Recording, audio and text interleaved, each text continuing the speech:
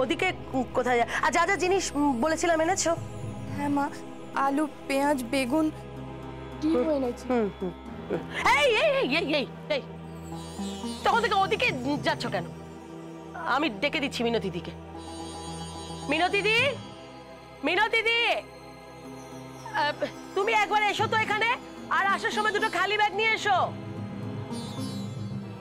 যাও, বৌমার হাত থেকে ব্যাগ দুটো নাও আর এই খালি ব্যাগটা বৌমাকে দাও। যাও।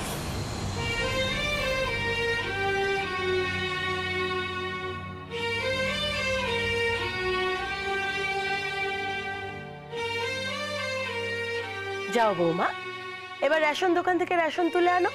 কিন্তু মা, রেশন দোকান তো এখন বন্ধ হয়ে গেছে। আমি ফোন করে দিয়েছি, তুমি গেলেই দিয়ে দেবে। মা, বলছিলাম রেশন দোকান তো অনেক দূরে, গাড়িটা নিয়ে যাব। কি বললে তুমি? গাড়ি? কিসের গাড়ি? হেঁটে যাও।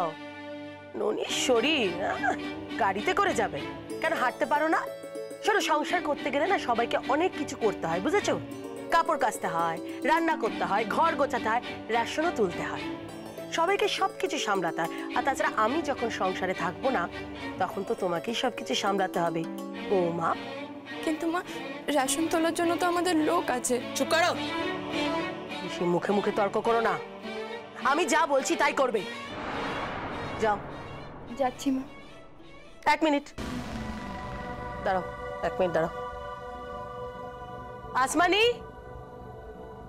আসমানি। কি মা? তুই নাচের রিহার্সালে যাচ্ছিস তো? যাওয়ার সময় তোর বৌদিকে ওই রেশন দোকানে নামিয়ে দিয়ে যাস।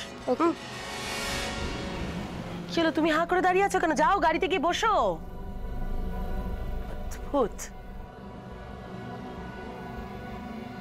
আসমানি, ওর হাতে যেন রিক্সা ভাড়া পর্যন্ত না থাকে, এটা দেখিস। ওর আসতে যেন অনেক সময় লাগে। আর ততক্ষণে নতুন গুড়ের পায়েসটা হয়ে যাবে। ওই পায়েস নিয়ে রুষা মুখার্জি পরিবারে যাবে, আর সঙ্গে থাকবে অনেক দামি দামি গিফট, আর তারপর কেক কাটা হবে। আসমানি, আজ থেকে ঝিলের মৃত্যুর কাউন্টডাউন শুরু।